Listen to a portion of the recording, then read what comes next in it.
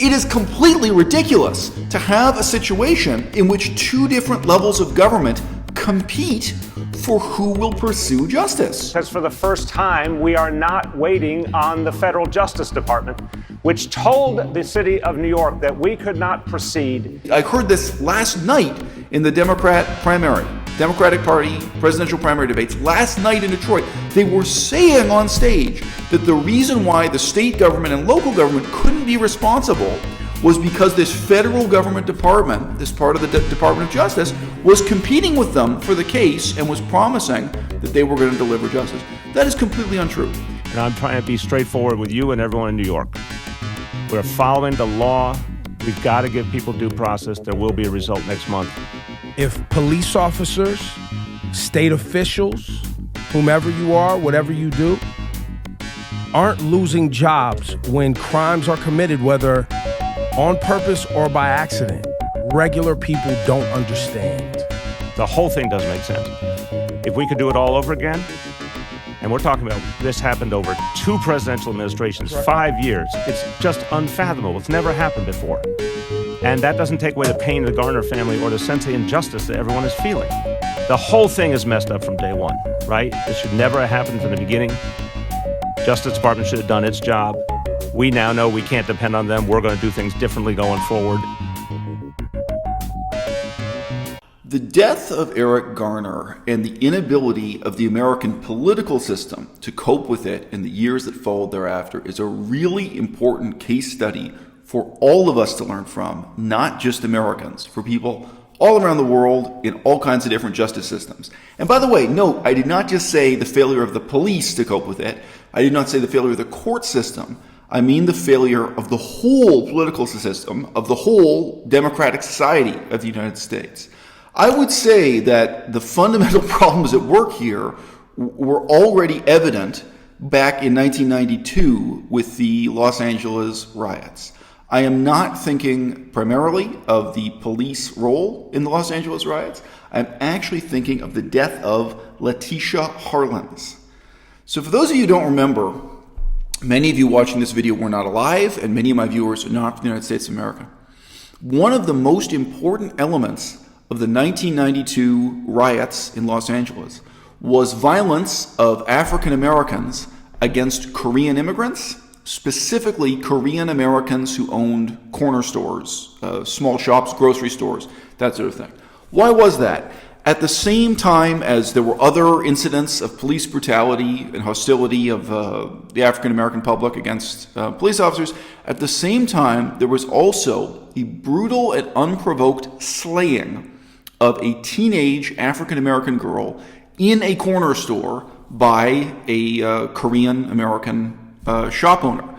Now, the difference between the I Can't Breathe controversy, the Eric Garner controversy that I'm talking about in this video, and the trial of Letitia Harlins, is that the trial of Letitia Harlins did successfully convict the slayer of a manslaughter sentence. They were charged and convicted with manslaughter. However, after this person was found guilty, she was sentenced to merely a $500 fine and 400 hours of community service.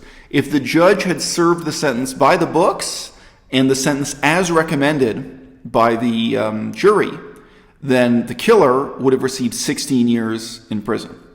And instead, she did no prison time. She didn't spend one day in prison. She paid $500 and did 400 hours of community service for murder. Now look, to reveal my own bias in this, in the death of Eric Garner, I believe the correct charge would be murder of some kind. In different jurisdictions, there's a question of would this be first-degree murder, second-degree murder, or third-degree murder. Different societies are going to have to present an array of options for how murder is accounted for. In the United States of America, a lot of people don't know this, the definition for premeditation is very precise and very exacting. So the death of Letitia Harlins in Los Angeles back in the 1990s, that was premeditated murder, even though it was spontaneous. Spontaneity and premeditation are completely different things. Now, it's true, the shop owner, the woman sitting behind the counter of the shop, she didn't wake up that morning and plan in advance to kill this young woman, but that's not what premeditation means legally. Just the span of time where the shop owner got angry at this young woman and then went to get the gun was under the counter, and took the gun out and decided to kill this young woman, that makes it premeditated murder. That's all it takes to qualify as premeditation. So the United States, for something to be not premeditated, it has to be a situation like you're walking down the street and someone jumps on your back from behind, and you turn around and shoot them. Maybe you don't even know who they are. It has to be that spontaneous, where there's no capacity for judgment. There's no option to take another course, or there's very little. Of course, there's always a choice to take another course, but it's very, very narrow what would count as not premeditated. And the most charitable thing I could say for the judge in that L.A. County example from the 1990s, Korean shop owner shooting and killing a teenage black girl, the most generous thing I can say is I think there is a tremendous reluctance in the American legal system to really impose murder on any situation that is not a Hollywood movie version of what murder is supposed to be. Many, many, many Hollywood movies depict the American legal system, and they influence the whole world. Our sense of justice and the process of the law globally, even in China, even in Europe, our sense of what the process of the law is supposed to be is shaped by American TV shows and American movies that partly glamorize the American legal system, partly misrepresent it, and partly criticize it. Partly they offer a critique of the shortcomings of that system. But nevertheless, the idea of what murder is supposed to be, I think even for judges and people in this culture, it doesn't match what this clerk did in the story. So I think she was the wife of the owner of the store. She was more or less the owner and manager of this corner store. This woman spontaneously deciding to shoot someone because she got angry and she was accusing this young girl of trying to shoplift. I mean, even if she were guilty, she shouldn't be shot for shoplifting. But nevertheless, in fact, the police had videotape footage here. So again, you see the comparison to Eric Garner. There was videotape footage proving exactly what happened. There were also 2 eyewitnesses. I have read the direct eyewitness statements from one of those 2 people. They were very young at the time. I forget if they were children or teenagers. She was quite a young girl who was in the shop playing a video game, playing an arcade game, and she saw and heard everything that happened. So I saw a long written statement from her, written years later when she'd grown up, but she remembered it all and reflected on it. She remembered what she said in court. So it was really a very open and shut case. Eyewitness statements about exactly who said what and who did what, and you can match that up with exactly what happened in the videotape. There was no possibility that this girl was shoplifting. No reasonable, rational person could have accused her of shoplifting. But of course, even if she was attempting to shoplift, to shoot her dead in this circumstance, I mean, it wasn't a situation where, for example, somebody at the counter was defending themselves when a thief is trying to grab money out of the counter, out of the till. There are some scenarios of that legally are very different. Whether or not they should be morally or ethically different is another story. So, look, we have a situation where cultural expectations do not match up with the framework provided with the legal system. There is a tremendous cultural reluctance, which of course you hear from conservatives and everyone else. There is a cultural reluctance to charge a police officer with murder, whether it's first-degree murder, second-degree murder, or third-degree murder, to charge them with murder for the circumstances that are shown in such brutally obvious detail in the filmed death, the slaying of Eric Garner. Now again, I will reveal my bias in this case. I have a formal education in political science. I studied political philosophy all my life. It's really easy for me to say with complete detachment that what happened in that videotape, the death of Eric Garner, is murder. Period. It's very easy for me to look at that and say this should be tried as murder for a police officer the same way it should be tried for a normal citizen. But the real tangled knot we get into here, which has been made even worse by various levels of political dishonesty, as different political parties try to package this into a kind of product for popular consumption, They are waiting for justice, and they're going to get justice. There's finally going to be justice. I have confidence in that. In the next 30 days in New York. You know why? Because for the first time, we are not waiting on the federal Justice Department, which told the city of New York that we could not proceed because the Justice Department was pursuing their prosecution. Really, there's a very active campaign ongoing right now in 2019, especially within the Democrat Party, within the debates for who's going to be the next president of the United States. There's a real attempt to misrepresent the significance of what happened legally. And that was probably true to some extent 5 years ago. I think it's worse now, the levels of dishonesty. And of course, one of the most fundamental reasons for that dishonesty is the discomfort of members of the political elite with the reality of just how awful and dysfunctional the American justice system is, and the total reluctance to actually reform that justice system. Okay, so what I'm about to say first is not offensive to anyone. It's not offensive to everyone. That's why I should say that. This is not offensive to everyone.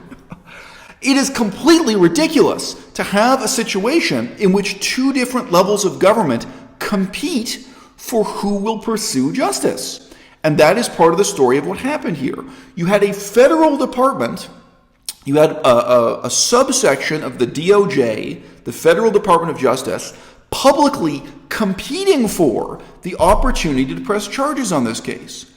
Now, if you have an education in political science, it is completely obvious from day one that under the writ of the law, the DOJ case, the federal department case, would fail. That it would have to at some point stop, be canceled, or be thrown out of court.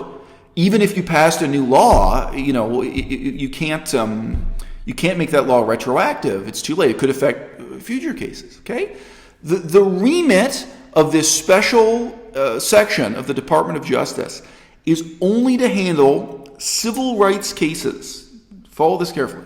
Civil rights cases in which the offender, in which the transgressor, put it that way, the person transgressing the law does so willfully. Now that is a very poorly written law. It's unclear to the general public. It's probably unclear to some lawyers what that means. Why willfully? Why would you use an adjective like willfully or willingly? What does that mean? The purpose of that adjective is to constrain the scope of applicability. Okay. Typical situation. A person has a conflict with their landlord. The landlord is somehow cheating them or ripping them off. And then they talk to other tenants in the building. And they also say, some of them say, hey, they also have had this problem with the landlord. If your landlord is doing this to you, that is a violation of your civil rights. So can you go to this federal Department of Justice and say, hey, you have a special section dealing with civil rights violations. Help me out. Help us out. We have a landlord violating our civil rights. No. The implied meaning, the significance of these words, willingly, willfully. The DOJ Civil Rights Department will only handle your case if it's a situation where the landlord was engaging in effect, racial discrimination or something closely similar to racial discrimination, willfully, willingly doing so. What does that mean? It has to be a scenario in which you have a landlord, let's say it's a landlord who refuses to allow mixed-race couples to move in to his properties. Let's say it's a landlord who tries to segregate, to have all the black people over here, all the white people over here.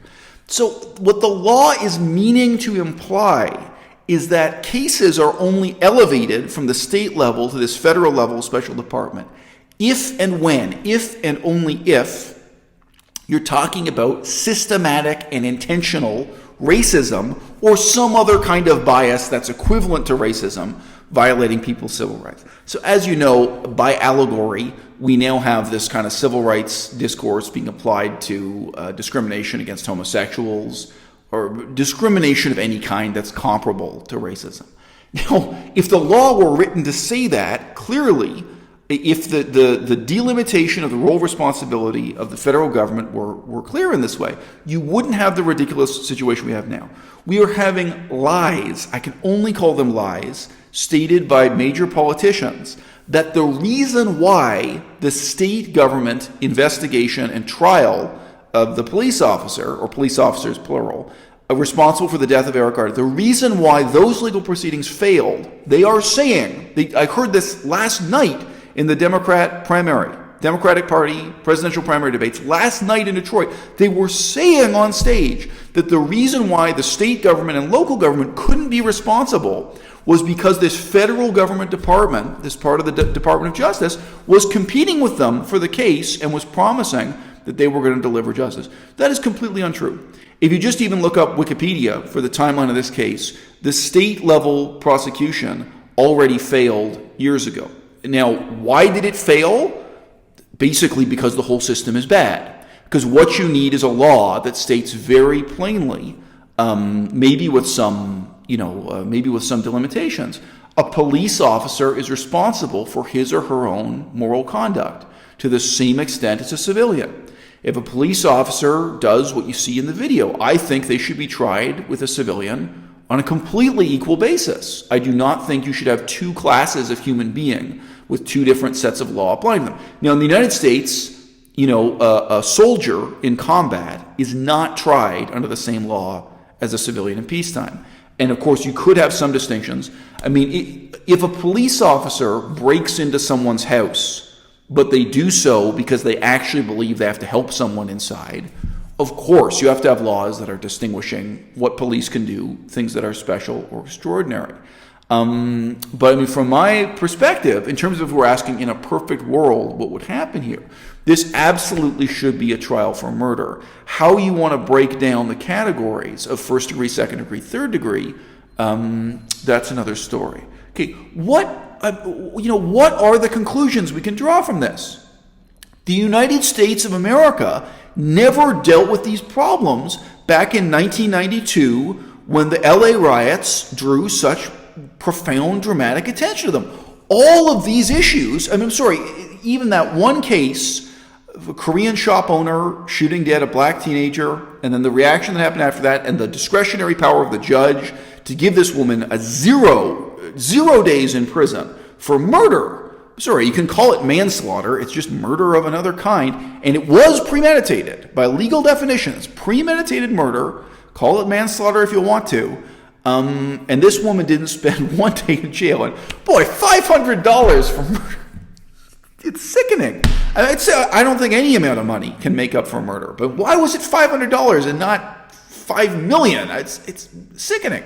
Okay, anyone who was alive at that time could have stopped, woken up, and said, wow, we have really profound problems here with the American justice system. Okay? Of course, there are many other cases, especially cases involving police misconduct. But the knot of questions that came together and was pulled tight in Los Angeles in 1992, anyone who remembers that, anyone can live through that, could say, hey, all these questions have been asked before, including specifically police brutality against African Americans and what happens in the court system and how everything police do is considered to be in good faith and swept. These problems were all spelled out. Guess who was alive back in 1992 and lived through that?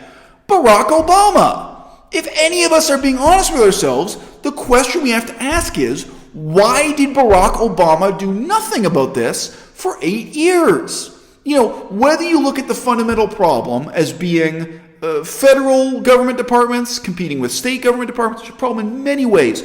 The problem was created because back in the year 1830, the United States was playing a dishonest game of pretending America was composed of states, when in reality it was composed of both states and territories. There's a reason why the laws are so vague and contradictory and self-defeating about who is responsible for what, and that is because a large part of the history of the continental United States had to do with the interaction between states and territories. To a limited extent, it still does. Shout out to American Samoa, shout out to all the U.S. Army bases and other unincorporated territories that are still part of the American Empire in reality. But that was a much bigger deal between 1750 and 1850 in terms of shaping the way the federal government and local government relate to each other. The creation of the FBI is much later than all that, but it only makes things more complicated. Blah, blah, blah. Long story. It's a long story of nobody wanting to take responsibility and actually set up a systematic, well-working justice system for something as obvious as murder.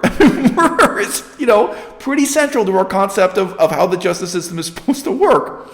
Secondly, there are even deeper roots here, which is that throughout the whole of the British Empire, there was a profound cultural and legal standard that no soldier and no police officer could ever be held responsible for actions undertaken in good faith. You find that in the British Empire, not just in Canada, Australia, the United States. You find that even in India.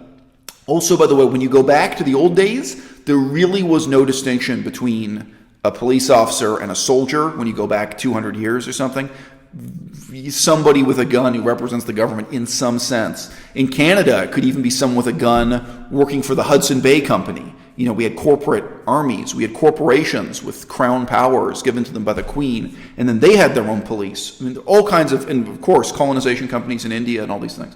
So it was a very different situation, and having a really firm distinction between the military and the police, or officers of the peace, somewhat later development. But there was a profound conviction that no police officer should be held responsible for anything they do as long as it was done in good faith. So thus, police recklessness. Police were immune from charges for anything that was due to recklessness or sincere incompetence, where they were trying to carry out their duties, they just ended up massacring people, or they ended up choking one person to death. If you go back to the period immediately before the American Revolution, it's a great irony that the hatred of Americans against the British Empire was very largely fulminated by, it was based on, it was a reaction to the brutality of British soldiers, and sometimes British police officers who were kind of the same as soldiers, in precisely these circumstances. That many Americans stood up and said, hey, we don't want to be treated this way. And yet they created actually a legal system and a political system that very much continues the same brutal, imperious powers of the police and military that the British Army was notorious for in those same 13 colonies at that time. The British in India set up these terrible practices of where no officer could be held accountable for anything they did in good faith. And what that meant, in effect, was the only type of crime a police officer could be held accountable for would be something like corruption, taking bribes, not acting in good faith, or some kind of systematic and intentional exploitation of the people. Just as, and here's the parallel, you have this vaguely written law that this police officer could only be held accountable if he willfully violates someone's civil rights. So this police officer, in order for the case to be elevated to that Department of Justice federal charges, the reality, this is plain as day from day one, it was obvious 5 years ago, it was obvious any time if you just read the law and how Department of Justice federal jurisdiction applied to this, okay, the only way that this police officer could have been held accountable by the federal government, by the DOJ, would be if he were systematically and intentionally violating this person's civil rights. And that is irrelevant to the charge we're discussing here, which is the reckless and irresponsible use of authority, the reckless use of violence, and also, not to put too fine a point on it, murder. The biggest gang in this city, you know that, de Blasio, you know what we say? The biggest gang in the city is the police.